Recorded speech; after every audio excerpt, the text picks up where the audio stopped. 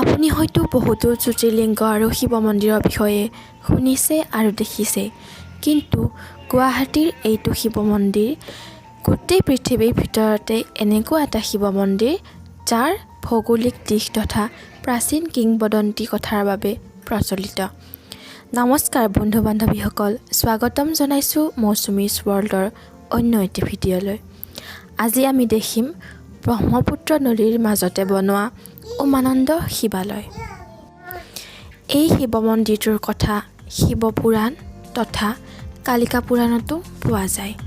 এইবাবেই এইটো মন্দিৰে মানুহক আৰু বেছি আকৰ্ষণ কৰিব পাৰে। শিৱ পুৰাণ আৰু কালিকা পুৰাণৰ মতে সৃষ্টিৰ আৰম্ভণিত ভগৱান শিৱই ব্ৰহ্মপুত্ৰ নদীৰ মাজতে থকা পাহাৰত ভগৱান শিৱই গভীৰ তপস্যাত মগ্ন আছিল।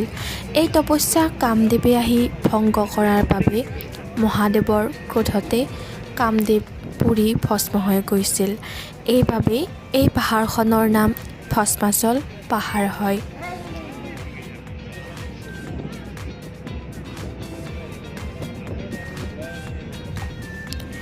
(1694) চনত আহোম ৰজা গদাধৰ সিংহৰ দ্বাৰা ইয়াত এটা মন্দিৰ স্থাপন কৰা হৈছিল।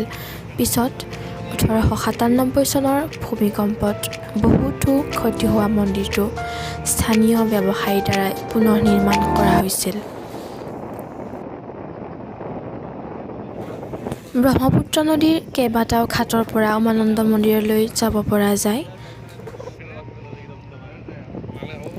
কাছাৰীঘাটত ৰৈ থকা ফেৰীৰ টিকট কাটি কিছু সময় অপেক্ষা কৰাৰ পাছত ফাইনেলি আমি ব্ৰহ্মপুত্ৰৰ বুকুত ৰ'দৰ পোহৰ পৰি চিকমিকাই থকা পানী চাই প্ৰায় 14 মিনিটমানৰ ভিতৰতে গৈ মন্দিৰটো পালোঁ। এয়া আপোনালোকে দেখিছে।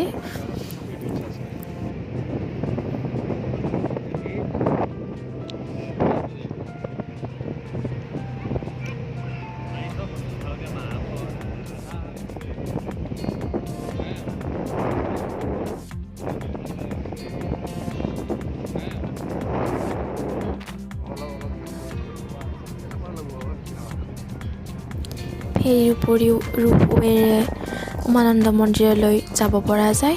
এয়া কোনোবাই হয়তো গৈ আছিলে।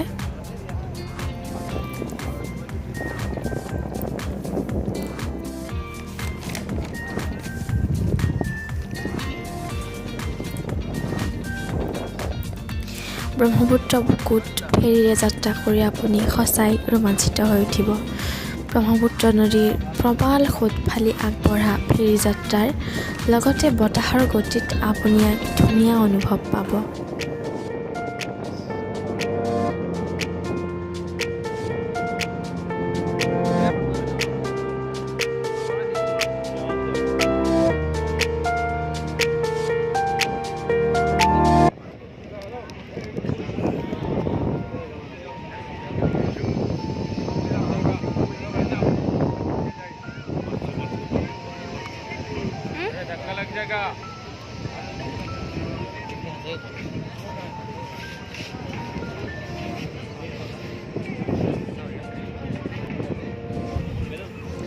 এয়া মন্দিৰৰ বাহিৰৰ দৃশ্য।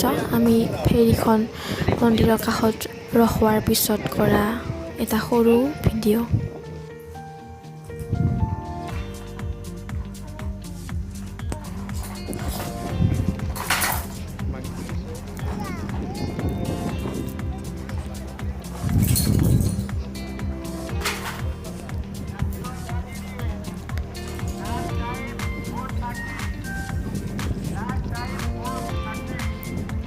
স্থানীয় পূজাৰীৰ দ্বাৰাই ইয়াতে এই মন্দিৰটোৰ ওপৰত বিভিন্নজনৰ বিভিন্ন মতামত আছে।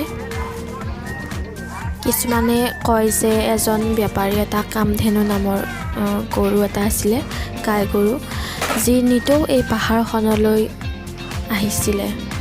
পাহাৰখনতনো কি আছে তাকে চাবলৈ গৰুটোৰ পিছে পিছে বেপাৰীজন আহি গৰুটো এডাল বেলগছৰ তলত ৰৈ থকা দেখিছিলে আৰু সেই বেলগছডালৰ তলতে এটা শিৱলিংগ পাইছিলে আৰু সেই বেপাৰীটোৱে ইয়াতে শিৱ মন্দিৰ এটা নিৰ্মাণ কৰিছিলে।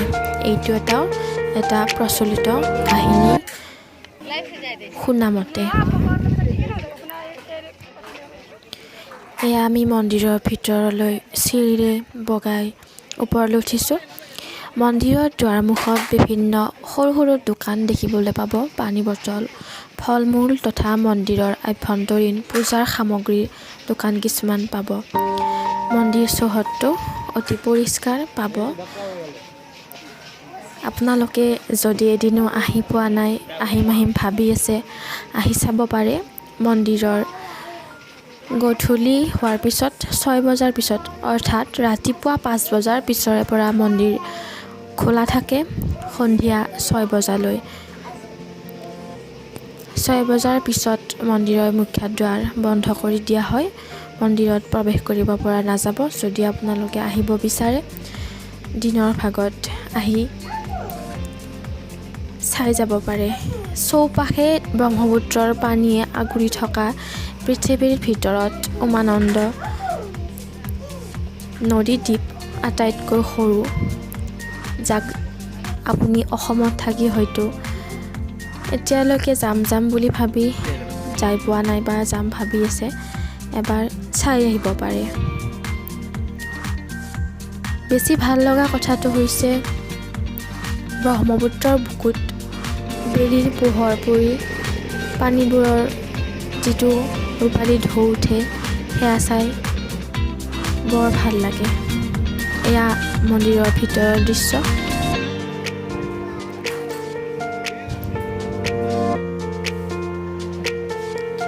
ওপৰৰ পৰা ব্ৰহ্মপুত্ৰৰ এটা সৰু ক্লিপ।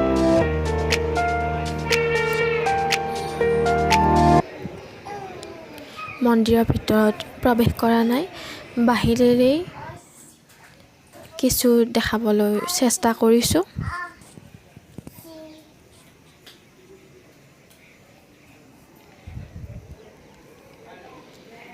পূজা অৰ্চনা চলি আছিলে।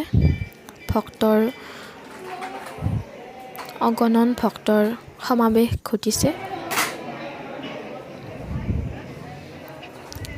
দেখিছে আপোনালোকে। এইবিলাক হয়তো কিবা নতুনকৈ নিৰ্মাণ কাৰ্য কৰি থকা হৈছে ছাইডৰ বিলাকত। গোটেইখিনি ক'ব গ'লে মন্দিৰটো চাবলৈ যাই ভালেই পাব আপোনালোকেও।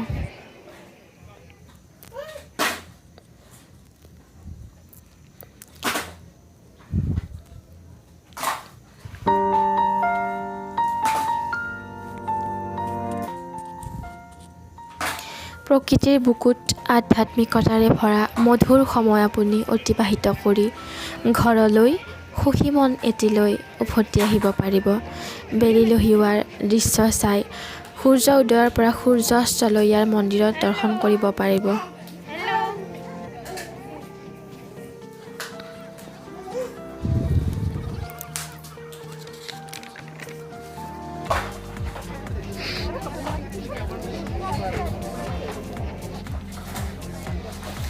আমি মন্দিৰ চোৱা হোৱাৰ পিছত এতিয়া উভতিবলৈ লৈছোঁ।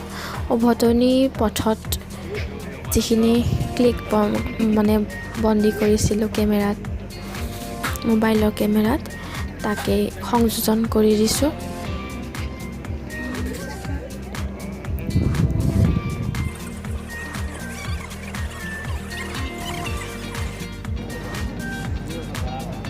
পিছেও বৰ ভাল পাইছিলে।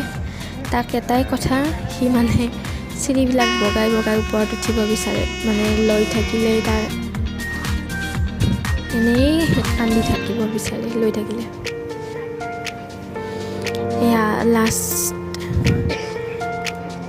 ব্ৰহ্মপুত্ৰৰ নদীৰ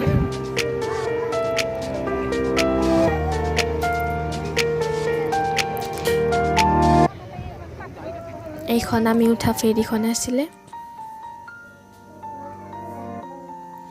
দূৰৰ পৰাই গুৱাহাটী চহৰখন বৰ ধুনীয়া দেখি ব্ৰহ্মপুত্ৰৰ ফেৰীৰ পৰা। এয়া সন্ধিয়া